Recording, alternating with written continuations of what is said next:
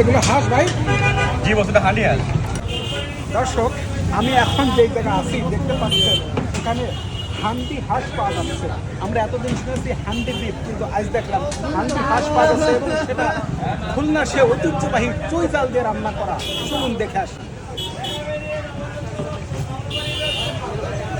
হান্ডি হাঁস হ্যাঁ। কত করে প্লেট? এটা 350। 350। জি। কয় পিস? প্রায় 5 পিস থাকবে। 5 পিস থাকবে। সাথে একটা রসুন আছে না? হ্যাঁ, সাথে একটা রসুন হবে, একটা চুইজাল হবে।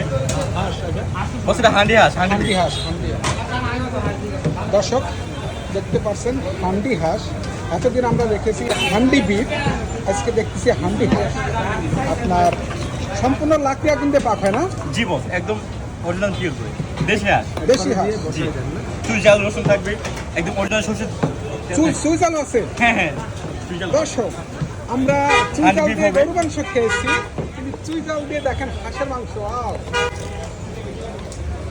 দারুণ দারুণ, একদম কালারটা সে লাগতেছে।